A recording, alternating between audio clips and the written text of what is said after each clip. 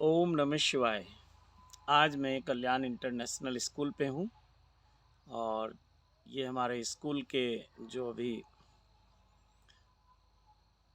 आसपास की लैंड है उसमें ये सरसों का देख रहे हैं आप। सरसों का ये पौधा है, पीछे बहुत सारे पौधे हैं। तो आज का जो हमारा विषय रहेगा, इस वीडियो का जो टाइटल रहेगा वो रहेगा सिद्ध आत्माओं का आह्वान। तो एक तो इससे आप डरना नहीं, क्योंकि आत्माओं का नाम आते ही, आत्मा का नाम आते ही हम कहीं ना कहीं कुछ नकारात्मक सोचने लगते हैं। लेकिन आप इसको इस तरह से समझिए कि हम और आप एक आत्मा हैं। शरीर अकेला कुछ नहीं है, मन भी अकेला कुछ नहीं है।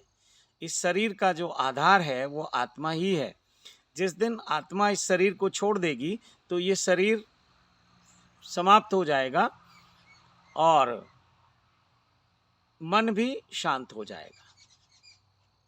तो जिन्हें हम देवी देवता कहते हैं वो भी देव आत्माएं हैं, या जिन्हें हमें कभी सिद्ध संत कहते हैं, सिद्धों की समाधि हम बनाते हैं, तो वो भी कभी तो शरीर में रहे, उस आत्मा ने शरीर को छोड़ दिया, वो ब्रह्मांड में है। तो वो सिद्ध संतों की आत्माएं हैं, सिद्ध गुरुओं की आत्माएं हैं, और एक बहुत साधारण से लोगों की भी आत्माएं इस ब्रह्मांड में हैं, जो किसी दुर्घटना के कारण या अकाल मृत्यु उनकी हो जाती है, उसके कारण उनकी आत्मा जो है कुछ समय के लिए इस ब्रह्मांड में रुक जाती है। उसको आगे अभी जन्म नहीं होता है।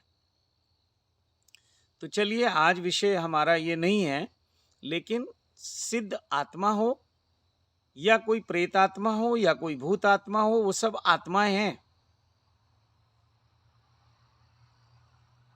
देवी देवताओं की भी वो आत्माएं ही हैं। जो उनका अस्तित्व है, जिसे हम शक्ति कहते हैं, देव शक्ति, तो उसे हम देव आत्मा भी कह सकते हैं। तो आज हम बात करेंगे आह्वान पे, क्योंकि अभी कुछ दिन पहले हमने एक वीडियो का टाइटल लिया था सिद्ध आत्माओं के दर्शन। फिर दूसरा हमने टाइटल लिया था कि सिद्ध आत्माओं से संपर्क, और तीसरा हमने टाइटल लिया था कि सिद्ध आत्माओं से मार्गदर्शन। तो ये 3 चरण की साधना है। लेकिन जिन लोगों को अभी दर्शन नहीं होते, जिन लोगों का संपर्क नहीं होता, और जिन साधकों का अभी कोई मार्गदर्शन उनको नहीं मिल पाता है, तो सबसे पहले वो आह्वान को करेंगे। तो इस साधना को हम 4 चरणों की साधना भी बोल सकते हैं। कुछ लोग इसको 3 में भी कर सकते हैं, और जब वो अभ्यास करते करते काफ़ी निपुण हो जाएं, तो फिर वो पहला दर्शन वाला भी उनको ऑटोमेटिक होने लगेंगे, सहज रूप से। संपर्क भी सहज रूप से होने लगेगा और मार्गदर्शन भी सहज रूप से होने लगेगा। फिर ये आपको ऐसा नहीं लगेगा कि मैं कोई साधना कर रहा हूँ या कोई चरणबद्ध तरीके से मुझे कार्य करना है। लेकिन शुरुआत में ये आपको चरणबद्ध तरीके से करना है। तो मैं समझता हूँ कि ये आह्वान वाला भी जो पार्ट है ये बहुत ज़रूरी है, और सबसे पहला यही है। तो एक तो आप किस सिद्ध से, किस संत से, किस देव आत्मा से, अब ये 3 बातें मैंने बोली, सिद्ध सिद्ध संत हैं, सिद्ध गुरु हैं, सिद्ध आत्माएं हैं। तो इसके विपरीत भी चलेंगे। कोई प्रेत आत्माएं हैं, या आपके पितरों की आत्माएं हैं, जिसे हम देव योनि में मानते हैं। ये जो पित्र हैं हमारे, जो 33 प्रकार के देवी देवता हम मानते हैं, 33 प्रकार की आत्माओं को हम शुभ मानते हैं, तो ये उसी में हमारे पित्र भी आते हैं। और पितरों की वजह से कई बार दोष भी लगता है, बहुत सारे नुकसान हानि भी उठानी पड़ती है। पितरों की वजह से बहुत बार अकाल मृत्युओं का भी सामना करना पड़ता है। परिवार में एक के बाद एक, एक के बाद एक के बाद एक मृत्युएं होने लगती हैं, नुकसान होने लगता है। डे बाय डे वो परिवार नीचे की तरफ जाने लगता है। कुछ भी कर लें हानि ही होगी। तो बहुत सारे लोग आपको बताते हैं पितृदोष है। तो ये जो आह्वान है, आप आह्वान करिए। एक तो बिना सोचे समझे भी कर सकते हैं, तो कोई भी आत्मा आपके दर्शन में आ जाएगी, आपको दर्शन देने लगेगी। या बहुत सोच विचार के आप करिए, बहुत सारे लोग अपने पितरों के दर्शन चाहते हैं, पितरों से संपर्क करना चाहते हैं, पितरों से मार्गदर्शन चाहते हैं, उनका आशीर्वाद चाहते हैं। बहुत सारे लोग किसी संत से, किसी अपने गुरु से, बहुत सारे ऐसे महान गुरु हुए, महापुरुष हुए जो अब शरीर में नहीं हैं, लोग ऐसा सोचते हैं काश हम भी इनके सामने होते, काश ये हमारे गुरु होते। तो बहुत सारे लोगों ने उनकी मूर्तियों को ही गुरु मानना शुरू कर दिया। बहुत सारे ऐसे मिशन हैं, संप्रदाय हैं, परंपराएं हैं जिसमें गुरु तो अब चले गए, लेकिन वो जो गुरु की मूर्ति है, वो जो गुरु की तस्वीर है, उसी को गुरु मानने लगे। और बहुत सारे लोग, क्योंकि वो खुद गुरु के पद पे अभी विराजमान नहीं है, उस लायक नहीं है, तो वो उन गुरुओं का हवाला दे के, उन गुरुओं की मूर्तियाँ आपको दे के, या कहते हैं कि गुरु तो वही हैं, हम तो सेवक हैं, लेकिन वो अपना शिष्य आपको बना लेते हैं। तो बहुत सारी ऐसी परंपराएं हैं, नाम लेना एक एक का संभव नहीं है। तो आज हम बात करेंगे आह्वान की। तो जब आप आह्वान करेंगे, आह्वान के लिए आपको कुछ मंत्रों का उपयोग करना होगा, और ये मंत्र सबके लिए एक जैसे नहीं हो सकते। ये हर व्यक्ति का जो एक साधना का स्तर है, उसकी क्या ऊंचाई है, क्या उसकी गहराई है, क्या उसकी जो एक माइंड सेट है वो क्या है, या वो किस फ्रीक्वेंसी पे, किस लेवल पे उसकी साधना है, या और सरल भाषा में कहें कि किस चक्र पे उसका अभी जीवन चल रहा है। तो उसी तरह हर चक्र पे कुछ आत्माओं के कनेक्शन है। जिस चक्र पे आपकी लिविंग होगी, उसी तरह की आत्माएं आपसे संपर्क में आने लगेंगी। वो चाहे शरीरधारी हों, अभी शरीरधारी जो आत्माएं हैं, ये कह सकते हैं कि उसी तरह के लोग आपको मिलने लगेंगे, उस तरह के संत मिलने लगेंगे, उसी तरह के गुरु आपको मिलने लगेंगे, और उसी तरह की जो ब्रह्मांड में आत्माएं हैं वो आपसे संपर्क करने लगेंगी। तो ये कोई जीवित संत ही देख सकता है, कोई सिद्ध सद्गुरु ही देख सकता है कि आपका लेवल कहाँ है और किस तरह से आपको साधना जगत में आगे बढ़ना है।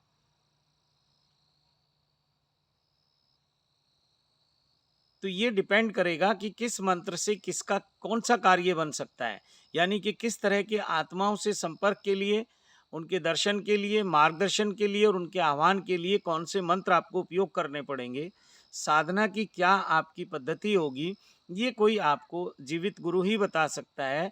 जो गुरु अब तस्वीरों का हिस्सा हैं, जो फ्रेम के अंदर हैं, वो आपको नहीं बता सकते। जो फ्रेम के बाहर हैं, जिनका कोई फ्रेम ही नहीं है, बहुत सारे जीवित गुरु भी फ्रेम बना के बैठे हैं, फ्रेम से बाहर निकलते ही उनको कोई गुरु मानेगा नहीं।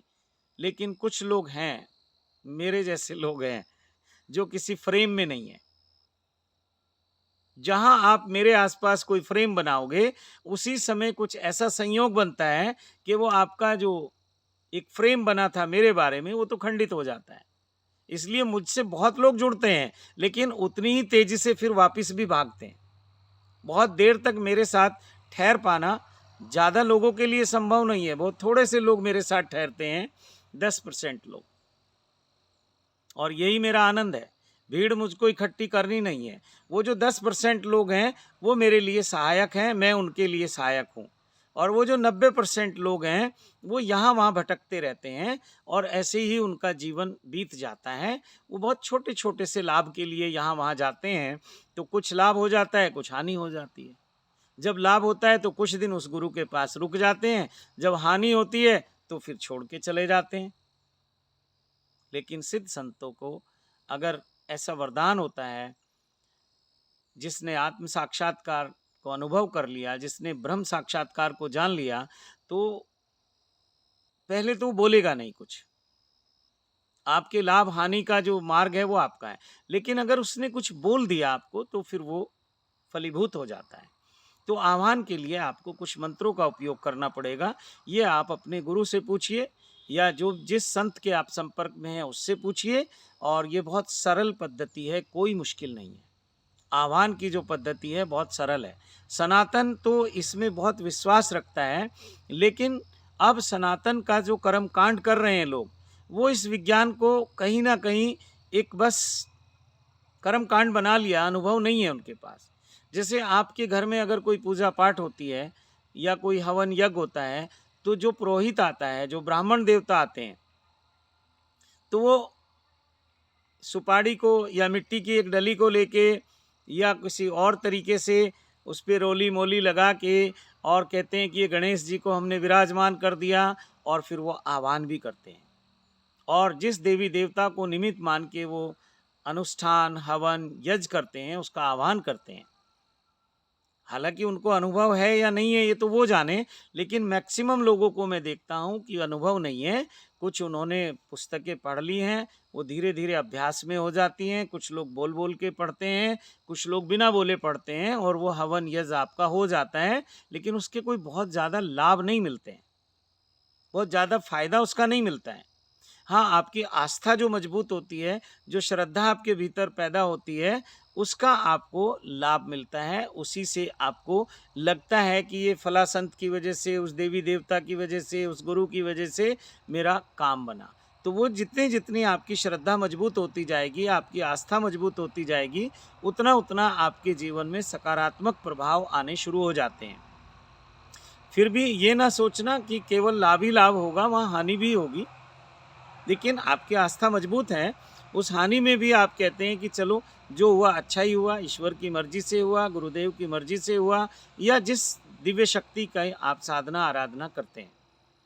तो यह आह्वान का विज्ञान कोई मुश्किल नहीं है, और जो लोग ध्यान करते हैं तो उनके जीवन में ये सब घटनाएं बहुत अपने आप घटने लगती हैं, लेकिन वो इसको सीक्वेंस में नहीं ले पाते, इसका लाभ नहीं ले पाते। बहुत सारे ध्यान करने वाले लोगों को मैंने देखा, उनको दिव्य दर्शन होने लगते हैं स्वपन के दौरान या ध्यान के दौरान या समाधि के दौरान, लेकिन वो फिर उनसे संपर्क करना चाहें, वो संपर्क नहीं हो सकता, हो नहीं पाता, क्योंकि विज्ञान नहीं मालूम है। और अगर वो उनका आह्वान करना चाहें तो वो दिव्य शक्तियों का, मैं तो आत्मा ही कहूँगा, दिव्य आत्माओं का वो आह्वान नहीं कर पाते। करते भी हैं तो वो वहाँ तक उनका संदेश नहीं पहुँचता, वहाँ से कनेक्शन नहीं बनता और मार्गदर्शन भी नहीं मिलता। फिर बहुत सारे ध्यान गुरुओं ने ये कह दिया कि कोई बात नहीं, बस आगे बढ़ते जाओ, आगे बढ़ते जाओ, आगे बढ़ते जाओ। तो ठीक है, वो बात भी ठीक है, मैं उससे राजी हूँ। लेकिन शुरुआत में साधक को कुछ अलौकिक चाहिए, कुछ पारलौकिक जगत के अनुभव चाहिए, क्योंकि जैसे ही हम ध्यान साधना करते हैं तो इस संसार से कुछ उस संसार की बात, संसार से अलग हट के कुछ दिव्य शक्तियों की, दिव्य लोक की बात, पारलौकिक जगत की बात, अलौकिक शक्तियों की बात, दिव्य आत्माओं की बात, सिद्ध आत्माओं की बात, उस पे भरोसा करके ये सब हम शुरू करते हैं। तो ये बहुत आसान है, कोई मुश्किल नहीं है, लेकिन इसमें मार्गदर्शन उन्हीं लोगों के साथ साझे की जा सकते हैं जो इसके लिए तैयार हैं। तो आप सबसे निवेदन है कि अगर आपको मेरी कुछ बातें अच्छी लगती हों, इतनी बड़ी वीडियो में अगर एक बात भी अच्छी लगे, एक शब्द भी अच्छा लगे, तो मैं इसको सफल मानता हूँ। क्योंकि हजार हजार बातें मुझे बोलनी पड़ती हैं, लेकिन आपके काम कोई एक आएगी, तो वो सूत्र है आपके लिए, उसको पकड़ लेना और इस मार्ग पे चल पड़ना। तो मेरी कोई बात अगर आपको अच्छी लगती है, जचती है, और आप चाहते हैं कि कुछ सेवा और सहयोग आपसे मुझे मिले, तो इतना ही सेवा सहयोग कीजिए कि इस वीडियो को ज़्यादा से ज़्यादा अपने मित्रों को, रिश्तेदारों को, दोस्तों को, संबंधियों को शेयर कीजिए और उनसे निवेदन कीजिए कि आइए इस मार्ग पे चलते हैं। ये सत्यम शिवम सुंदरम का मार्ग है, बहुत ही आनंद से भरा हुआ मार्ग है, सुख शांति समृद्धि से भरपूर ये मार्ग है। इस मार्ग में कोई दुख नहीं, कोई कष्ट नहीं, कोई तनाव नहीं, कोई परेशानी नहीं, कोई झंझट नहीं। संसार में रहते हुए, घर में रहते हुए, अपनी सब जिम्मेदारियों को पूरा करते हुए आप सत्यम शिवम सुंदरम के मार्ग पे चल सकते हैं। और साप्ताहिक कुछ ऐसा आयोजन करें कि 2, 4, 5, 10 लोग मिलके इस धार्मिक अनुष्ठान को करें, कार्य को करें, ध्यान करें, मंत्र साधना करें, या कुछ और हवन करें, यज्ञ करें, कोई अच्छे कार्य करें। अच्छे से मतलब दिव्य कार्य करें, परमार्थ के लिए कुछ कार्य करें, ऐसा मेरा आपसे निवेदन है। और आपको अच्छा लगे तो वीडियो को शेयर करें, चैनल को सब्सक्राइब करें, और जो कमेंट बॉक्स है उसमें अपने सुझाव ज़रूर लिखें। और भी कुछ नहीं तो ओम नमः शिवाय लिखें। जब मैं उसको पढ़ूंगा तो मेरा भी कल्याण होगा, और जब आप लिखेंगे तो आपका भी कल्याण होगा। ओम नमः शिवाय लिखें, हर हर महादेव लिखें, या मेरे महादेव का कोई भी प्रिय नाम जो आपको पसंद है वो लिखें। ओम श्री नीलकंठाय नमः लिखें, या जो भी इष्ट की आप साधना करते हैं, जो भी आपको उस समय वीडियो देखते समय याद आ जाए, जब आप मैसेज लिखना शुरू करें, जो भी आपके भीतर अंतरात्मा में जो मंत्र आ जाए, उसी मंत्र को आप लिख दें। कोई सुझाव भेज दें, किसी विशेष टॉपिक पे, किसी टाइटल पे वीडियो आप चाहते हैं कि मैं उस पे कुछ बोलूं, तो आप वो भी मुझे सुझाव दे सकते हैं। और आप सबको बहुत बहुत धन्यवाद करता हूँ, बहुत बहुत प्रणाम करता हूँ। मेरे महादेव से, महादेवी से, सभी देव शक्तियों से, सभी सिद्धों से, सभी सिद्ध संतों से, सभी सिद्ध गुरुओं से, और ब्रह्मांड में उपस्थित सभी देव आत्माओं से प्रार्थना करता हूँ कि कृपा करें, जय जयकार करें, भंडार भरें, स्वास्थ्य, शक्ति, सुरक्षा, सुख, शांति, समृद्धि, ऐश्वर्य, रिद्धि, सिद्धि, धन, ध्यान, ज्ञान, समाधि और शिव साक्षात्कार से हम सब के जीवन को परिपूर्ण करें और सत्यम शिवम सुंदरम का मार्ग अग्रसर करें। इसी के साथ अपनी वाणी को विराम देता हूँ। आप सबको मेरे महादेव के, महादेवी के कोटि कोटि आशीर्वाद देता हूँ। ओम नमः शिवाय, ओम नमः शिवाय, ओम नमः शिवाय।